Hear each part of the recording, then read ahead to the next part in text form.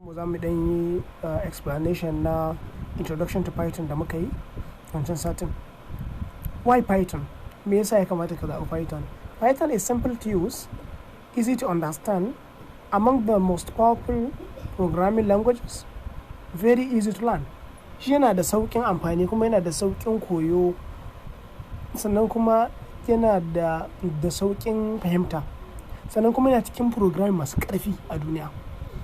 Python overview. Shi Python shi menene? Shi scripting language ne, kamar irin su PHP su Java. Yeah, they are all scripting language.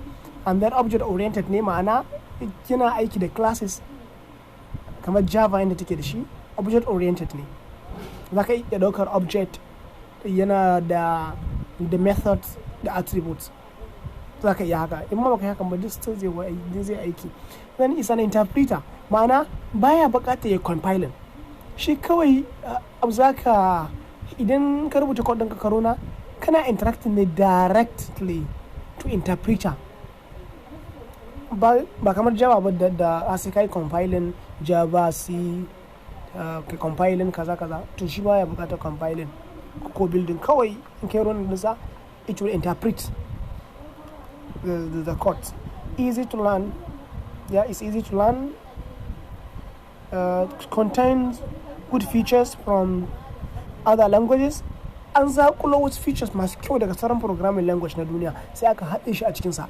To kun ga kenan inda an yi haka, an zaƙulo wasu best features wanda suka fi kyau sai aka jona mai, to dole zai kyau sosai.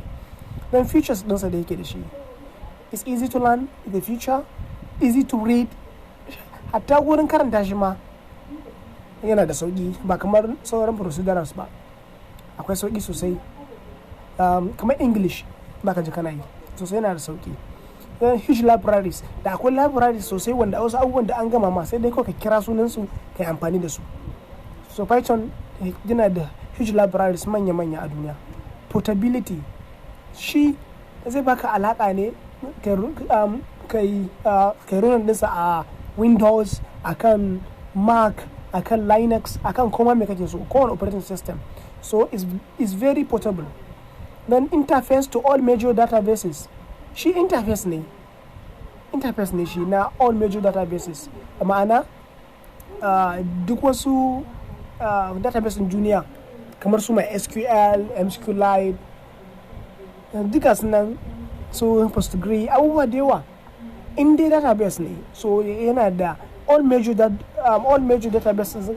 Shi yana iya, akwai interface da zaka kira kai connecting ɗinsu sai aiki. Sai GUI programming, ana yin GUI programming, ma'ana akwai yana da su window, su panels, su wane ne na wannan interfaces, su button, su su field, su menene da zaka iya yin interface GUI.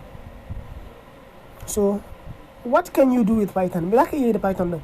Web application, irin su websites da abubuwa. Sai games, zaka iya games da Python, zaka iya creating games. Desktop applications su ne waɗanda stand alone kenan, ya waɗanda kamar misali ba sa aiki da internet. Yawwa. Then database programming, zaka iya database programming da shi. Sai artificial intelligence, robotics, ana iya yi da shi. Sai image processing, zaka iya AI image processing da shi, copy image, search email, image da sauran abubuwa na processing na image. You name it, we can do it in Python. Inda zaka faɗo wani abu da kake so, to za a iya yin shi da Python fa. It's very flexible. Inda zaka faɗa haka to za a yi shi. Kamar su blockchain technology da ana yi da Python. So example of softwares built in Python. Misalan softwares wanda aka yi su da Python. Misali, we have YouTube, an yi shi ne da akwai algorithms da aka yi based on Python. BitTorrent, Google, Spotify, Yahoo Maps, Reddit, Quora, Instagram da kuma sauransu. So na san wannan su ne most popular wanda kowa yawanci ya san su, to da su aka shi ma an yi da shi. So inshallah we have the next, we will go into variables. Inshallah za mu ga me variables.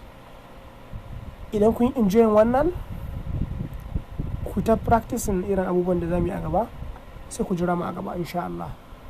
YouTube channel ɗinmu I am Sulbasun, Instagram, Facebook, Twitter, Threads dukansu na ku yi sashen mu da I am Sulbasun, IAMSULBASUN. Na gode sosai.